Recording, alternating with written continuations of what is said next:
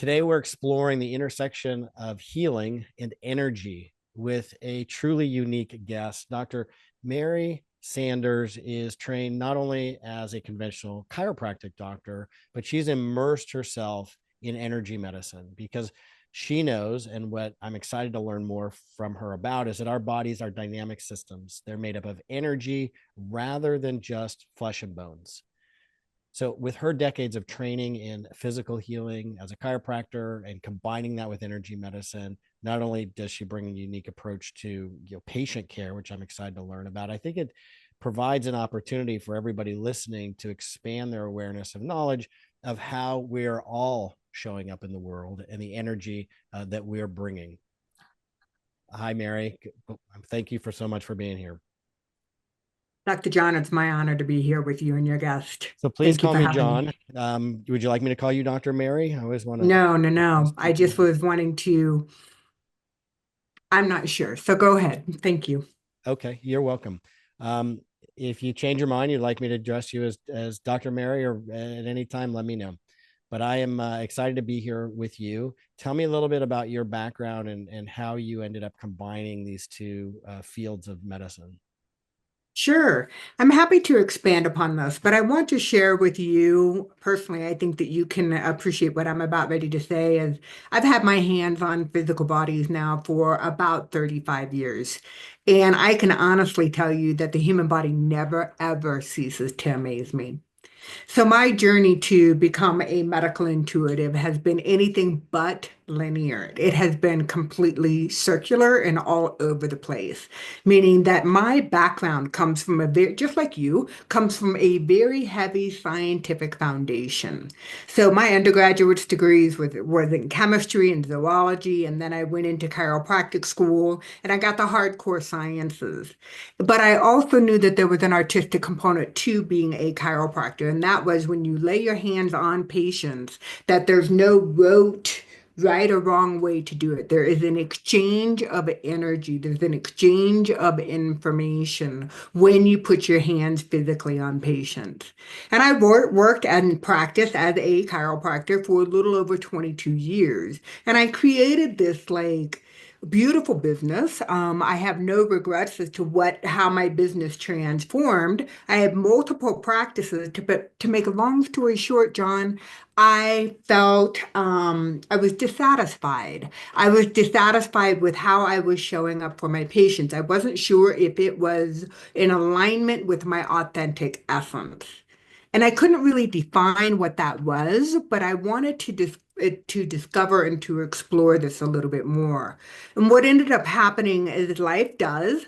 My husband and I decided to leave Colorado Springs, where I had been practicing for that length of time, and we sold everything and we moved to the other side of the world. We moved to Ho Chi Minh City, Vietnam. And it was during that time in which I went through a huge identity crisis, meaning I knew I was not done being of service to others. I just didn't know how to show up in a way that felt in alignment with my divine purpose. And the answer didn't come to me immediately. I had to sit with this for quite a while. And what ended up happening is that I left Ho Chi Minh City and I went to Bali, Indonesia to finish up my yoga teacher's training certification. And it was during that time that even though I had been a practicing yogi for probably about 25 years at that time, that I fell in love with meditation. And when I fell in love with meditation, something miraculous happened in that I fully realized that part of my limitations as a chiropractor was that I knew the human body extremely well from the neck on down. I knew the central nervous system inside and out, but what I started to experience in my personal meditation journey was nothing shy of miraculous. And so it led me to really kind of wonder what's happening within the brain, the neuroscience of the brain when one meditates. And so that question, John, led me to study underneath Dr. Tal Ben Shahar. And so I was living in Ho Chi Minh City. I would fly over to Lenox, Massachusetts, and he was teaching with a company called the Whole Being Institute, which I love that name, by the way. And so we were learning about that magic that happens within the brain when you start meditating. And that started to open up literally my understanding of the power of the human body. And so, So, what does happen? I'm curious. What did you discover?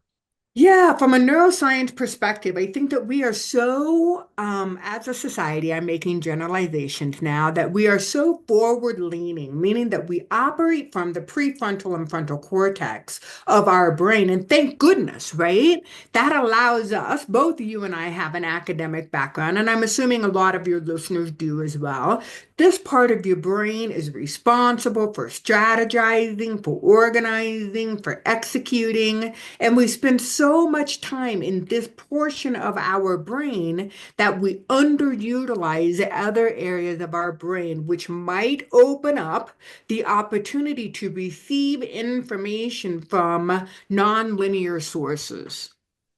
And so the default mode network, this is what I learned, is that we can go about, let's take the first 30 minutes or the first 30 to 60 seconds of your drive in the morning. When you leave your parking lot, your driveway, your garage, you put it in reverse, you get on the street, you're driving to your office.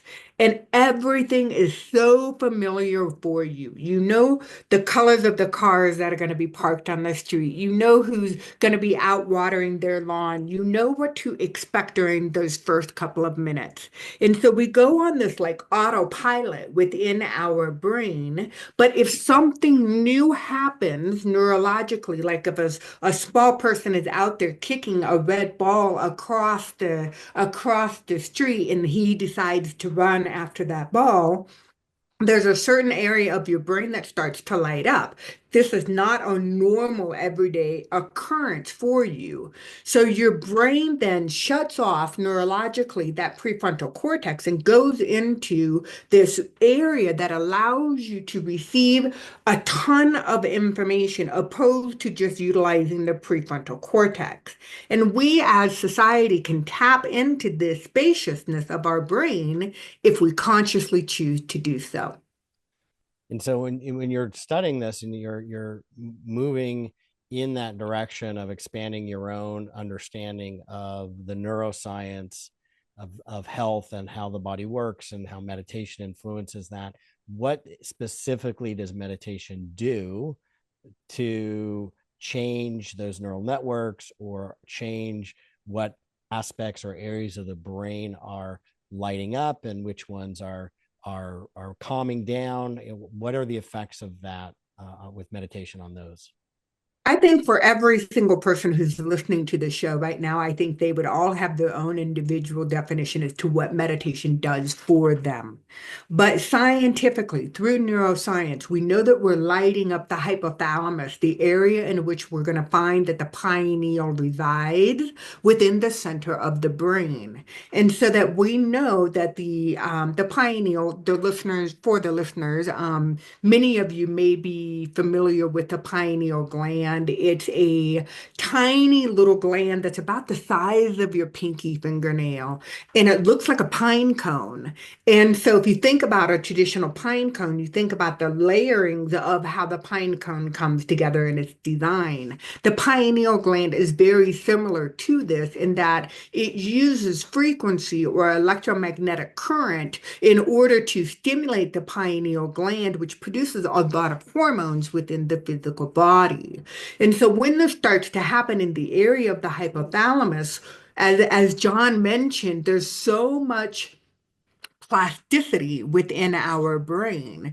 There's so much opportunity to create new neuronal networks within the physical brain, meaning that areas that may have been dormant or underactive in the past begin to light up like there's more energy, no pun intended, but there's more electromagnetic current going into these new neuronal networks. And that opens up your ability to receive and perceive information from greater sources. So one of the things that I found fascinating in looking at, the central nervous system and the brain activity is there's, two general areas of the brain. There's the reptilian deep part of the brain, which is not which senses the world and interprets the world in images. It's our emotional feeling part of the brain. And then you have the cortex, which is more the thinking rational portion of the brain. And what you described at the very beginning, you're driving to work and you're using that, neocortex to plan and create, steps in your day and just think about what alternatives there might be. But that emotional part of the brain is what drives our decisions more, which drives our actions more than that neocortex. And I read something recently that I thought was fascinating, that essentially we are feeling beings that think, and the neural networks fire faster from that part of the brain you were just talking about. And so when people calm down their breathing, when they get into a meditative space, when they get out of that logical thinking part of their brain all the time and allow themselves to tune in, those parts of the brain that are more the feeling parts that tend to get, I think, ignored by a lot of people. And that is I think a huge cause of disease. People are ignoring those feelings, not learning how to listen to their bodies. And I'm just curious to understand if that's your experience as well. Oh, very much so. I think that the somatic intelligence that resides within all of us is underutilized. It's another great source of information.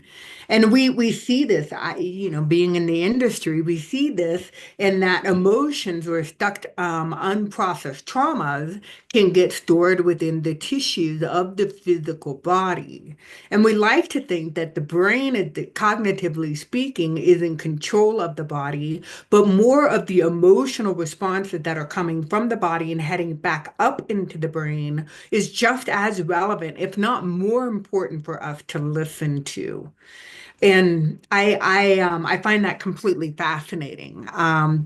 So what is your approach then of working with patients and helping them learn to be more thoughtful, or perhaps less thoughtful, more intuitive with their own bodies, more, tuning into listening to the signals their bodies are giving them, and get less out of their own way, essentially, to unlock more healing? I love this question because I believe that all of us, as beautiful spirits residing within our physical human homes, have the ability to receive information above and beyond the traditional five senses that we typically are taught how we receive information. And so when I have a new patient in my office and they're telling me about a specific pain pattern that they wish to overcome, I always ask them intuitively, what do you think is going on? Why do you have a challenges? Why is it difficult for you to overcome this pain pattern? And most of my patients, well, I should say about half of them actually will say, you know what, I really don't know. That's why I'm here. And then the other half will say, let me think about that. It's all started when XYZ. And it's an emotional trauma that maybe somebody has undergone or it has been, was a trigger for them for something that happened earlier on in their lifetime. So, or it could be underlining stress. And you and I both know that stress as a prominent force within our world today, it causes a lot of dysfunction and disease It's a within the health human killer for body. sure. It is. It is. So when you're looking at that with patients and you ask that question and they're either I don't know or they want to think about it, what are the steps? I mean, how does somebody go from what I think is a real cultural challenge that we have in the United States, where people are, I think, detached a lot from their feeling selves. And I totally agree. I mean, we have, technically textbooks will say five senses, but I think they're absolutely more. There's intuition that's very powerful, and every spiritual and religious tradition that I've ever looked at, agrees with that. Mhm. And there's a limit of human experience beyond which science just simply can't explain. And so how do you help patients, essentially get out of their own way? Yeah. Well, I kind of heard two questions in there, John. Yes. So let me just kind of break this down. Your first question was how? Like, how do you do this? And so, one of the things that I do, and every month I do this in a group environment because it can be uncomfortable for somebody who's not a meditator or somebody who's not accustomed to really paying attention to their physical body. That whole process overall can be a little uncomfortable. Yeah. And so, what I do is I hold space for a group of people for somatic healings. And what that looks like is that we go through first, we do some polyvagal exercises to trip their neurology to come more in alignment with parasympathetics. Then we guide their body into a parasympathetic and relax their physical brain. Then we open up the field. I encourage my patients to pay attention to the subtleties within their physical bodies, meaning that if we're in a grounded and expanded state, and John, let's say you're a client who's going through the experience, I may ask you to tap into and just to ask within, are there any areas of your physical body that are talking to you too loud or not talking to you enough? Or are there areas that are hypersensitive, or are there areas that are hyposensitive, meaning too much stimulus versus not enough stimulus? And so you start to ask these questions and guide them so that they can then start to intuit within their own physical body an area that perhaps is not lighting up or is not as active as it typically or compared to other areas of their body. And so the patients are guided into an area of excess or an area of deficiency. And they start to lean into these areas, just looking, sensing, feeling, acknowledging whatever may come up. And it can become uncomfortable. And so the option, John, is to always take your awareness and shift it into a neutral part of your body. And people are like, well, how do you know what's neutral? And I'm like, well, an area that's not really talking to you. So it could be the tips of your nose, the tip of your nose, or it could be the tip of your ears or your eyelashes or your big toe. It's an area that's kind of neutral that has no charge to you whatsoever. And so then once you find that neutrality, then you can find safety again within your physical body. And then we go back into the meditation and then guide them into the area that they were just then possibly visiting for more information or go into another area that is talking to them as well. You said a word that really caught my attention. I mean, you said a lot of amazing stuff in that, but safety. Safety. And I think so many people feel unsafe either, and that's what the triggers are when somebody's triggered emotionally, whether it's because somebody looks at them a certain way or they hear a sound or a voice is there's a certain tone in a voice, or they are around in a social environment where there are triggers, whether it's food or smells or sounds, where and that really is something where the body, and that's what the word trigger I think is denoting, is that it is triggering a stress response in the body.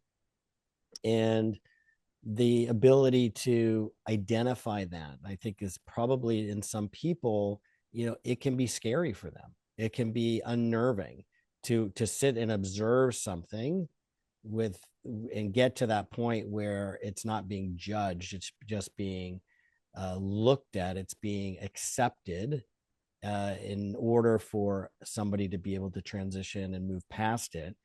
For somebody initially, it can be, I think, really unsettling. How have you seen people experience that, and how do you work with that? It's more common that people are fear-based, living in their own human home in their physical body than they are the opposite, where they feel loving, compassionate, and safe within their physical body. And these come from conditioned responses that start at a very young age. And I think both you and I, John, would agree it can start in utero as well, meaning that if there's an excess of stress hormones surging through a young mother's system, it ultimately affects the unborn child within the fetus as well. So we know that. And so consequently, safety is a big, big thing. And from my perspective, from an energetic or an energy medicine perspective, it comes from the root chakra, the energy center located deep within the pelvis. And that's where it comes around the themes of safety, security, feeling feeling an alignment with one's overall purpose and things of that nature come from that energy center. So it's not uncommon when I'm holding space for a group of people or an individual person to spend time trying to slow down the frequency of the brain waves, slow down the physical body, the central nervous system, tapping more into the parasympathetics and getting in a line with more beta and alpha or theta and alpha brain waves so that we can synchronize the frequency of our physical body with Mother Earth. We know that Mother Earth has a Schumann resonance and an electromagnetic current that surrounds the physical layer of the Earth and reaches up into the ionosphere, and that we know that on some level, whether we know it consciously or subconsciously, that frequency, that 7.83 hertz, is a frequency in which we can thrive in safety and security. It's interesting you mentioned the hertz and the energy field of the earth, and I think that that's something that, when I've had conversations with some people or mentioned energy medicine in the past, I, I think it's less so now, but in my experience, some people just have a negative reaction to it. Like it's, oh, it's woo woo, it's out there, without having explored it, without having done any research looking at it. But that's what an EKG is essentially. An EKG is sensing the energy field of our hearts, and you know every indication in terms of the reductionist scientific underpinnings of our conventional medical system, and our sort of Western logic, shows that it is actually true. I mean, and to the point of the mitochondria essentially produce our cellular energy, which is a transfer of electrons and create electrical current. And so that electrical current and the electrical current of people that we are surround ourselves with, or the environment in which we are, end up synchronizing. And research has shown that. And essentially, my understanding in terms of energy medicine, and correct me if I'm wrong, is that a lot of the challenges people have is where their energy, their where they feel best energetically, is not being supported in the environment in which they're at, or given the food that they're feeding themselves, because food is energy. Food is a messenger system, and it's giving the body the energy for to do its job. So I'd just be curious to know what your thoughts are with that, and how that might align with your idea of chakras. We haven't gone into much detail with that. You mentioned one of them, but is there any um, connection with what I'm saying and what I in chakras? Absolutely, absolutely. There's so much in what you just said that I just want to celebrate. I want to highlight, and that is, John, you and I both would agree that when we went to school, when you went to naturopathic school or I went to chiropractic school, we were learning neurology, we were learning biology, and the biology that's coming out in today's world, the quantum biology and quantum neurology, is opening up and expanding what we learned even 30 years ago. And so what we're seeing is that when you say people in the past may have kind of dismissed the understanding or the efficacy or the there's another word that I'm searching for right now that I can't put my quite get my tongue around, but the validity of energy medicine. People are starting to wake up that science is proving what has been thought to be woo-woo or esoteric and a little too far out there. Science is catching up. Well, It's and catching it's up. confirming essentially what all of these traditions, like the meditation and what the Yes. Buddhist monks and other mystical sort of traditions in Hinduism and Judaism and Christianity, what they've known for thousands of years.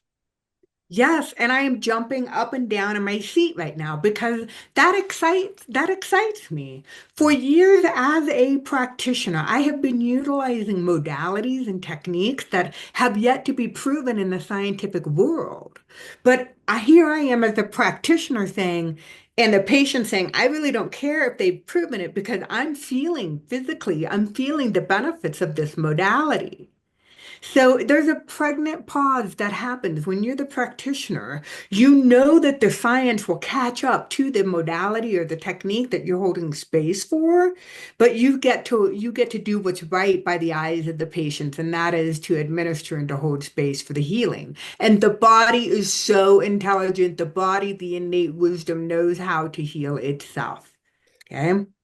Well, and the original term, doctor in Latin, docere, is about doctor as teacher. And one of the, I think, colossal failings in shortcomings of the conventional medical system is if you're only trained in the physical sciences, if you're only trained to uh, even in chiropractic to adjust, or in naturopathic medicine where many people are practicing and just giving dietary supplements and giving them maybe a little bit of counseling or prescribing medications. They're missing one of the major determinants of health, which is that spiritual energetic component. That is so very, very well said. I appreciate you saying it that way. And so, the premise of electromagnetic fields that run through us, which we've seen with traditional Chinese medicine for thousands of years, and surrounds us. And so, we now know, obviously, science can validate that the earth has a frequency. Then we're looking at everything has a frequency, whether it's trees or stones or people or environments. And so once we can really align with electromagnetic frequency, then we're in alignment with what energy medicine is. And that is the ability to reclaim pieces and parts of yourself that perhaps have been occupied, or senses that they have been occupied by other essences that no longer serve you in present time. I love that. I love that. I think, I mean, I'm a little bit speechless because in a way, what you're talking about is so revolutionary, but in a sense where it is I think a different definition or how I see the word revolutionary. It's really revolving or evolving, moving us back to what these traditional healing systems have always taught and known.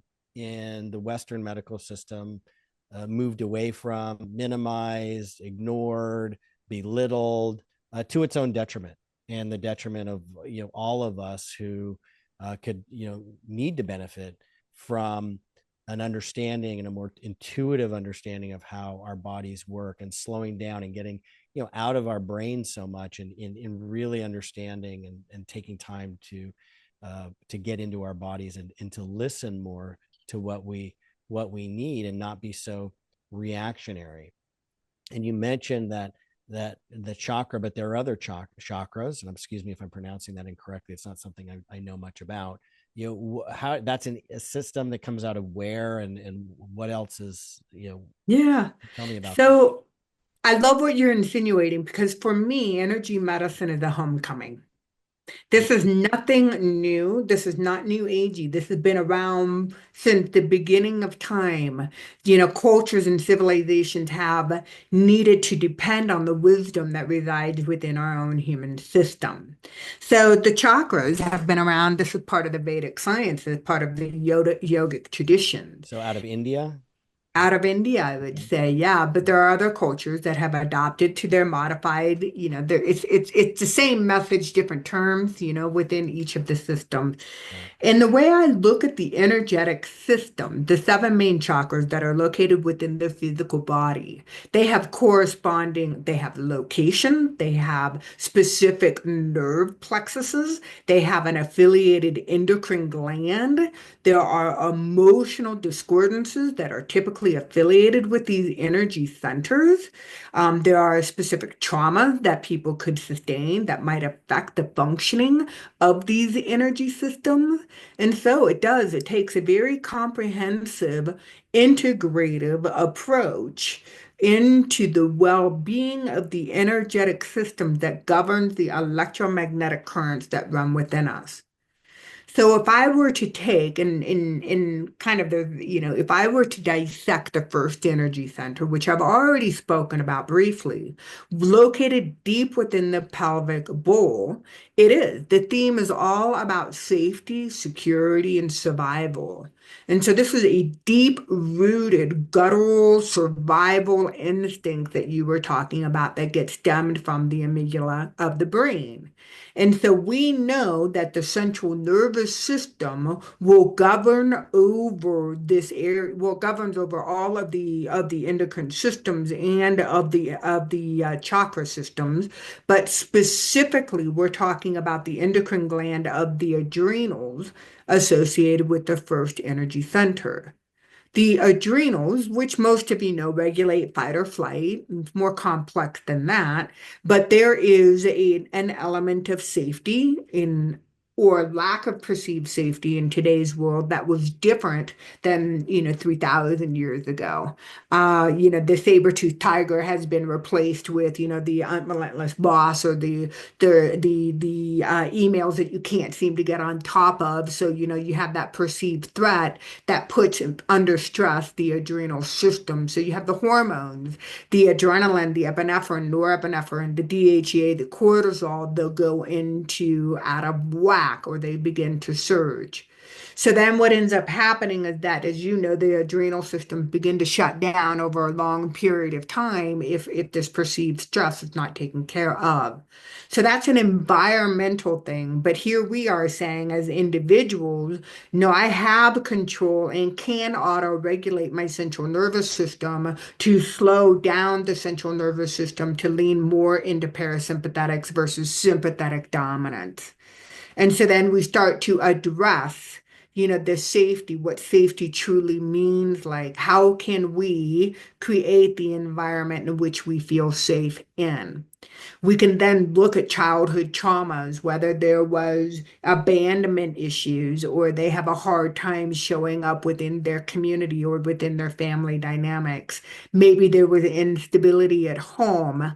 Maybe there's been catastrophic financial difficulties within a person's lifetime. There's many different reasons, internal and external, why a person would not want to calibrate their energy centers and have dysfunction, I'm going to say, and discordance within those energy centers. And it's very, very holistically oriented in that there is not a facet that doesn't become addressed within that energy system. I'm sure there's so much more to it. You're just scratching the surface, which is why this is not something that people can just probably go to a vending machine and put a few dollars in and get the answers out. There are layers here. There's an expertise that you and others have mastered over many years of looking this and working with people to guide them through this. How can people learn more about your work and get more of your resources and what you have to offer? John, I appreciate you asking. And listeners, I just want to share with you that my website, which is www.drmarysanders.com, is a living, breathing organism. It changes and it is updated on a frequent basis. So if you ever want to hear about the offerings or the group classes or the courses that I'm teaching, please visit the website. You'll get a wealth of information. And can people do this online with you? Yes, I do remote energetic healings. I work with clients internationally. So energy is not bound by time nor space. And so there is the ability to create what we call an entrainment in which we start to harmonize our energies so that we can then open up the field for healing and transformation. Amazing, amazing. And just so you know, and the listeners know, I've worked with an energy healer myself for quite a while remotely, and it's been an incredible experience. So I think that this is for many people a huge piece of overall health that is important to pursue, because ultimately a lot of healing is not top down; it's bottom up. It's not this rational intellectual process.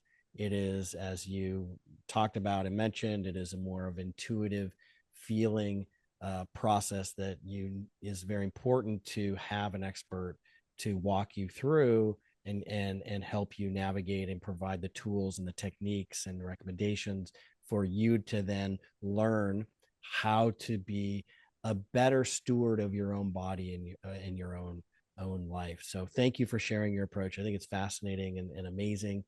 Check out her website. I will go ahead and link in the show notes to that. And is there any last thing you'd love to leave people with, listeners with, that perhaps we did not address, or something you just want to reiterate? John, I hindsight's always 2020, and there may be additional things that come up, but the one thing I do want to share, because I am looking at your beautiful book sitting behind you, and I know that your area of expertise is all in bone health.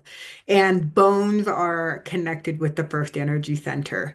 And so when we look at safety and security, if somebody is demineralizing their bones or their bones are becoming brittle and that they're unable to support their structure, that again can be connected into the first energy center. So I love what you're doing and how you're showing up in the world. And thank you so much for creating space for us today. And I love that connection you just made. Thank you. Thank you for being a guest.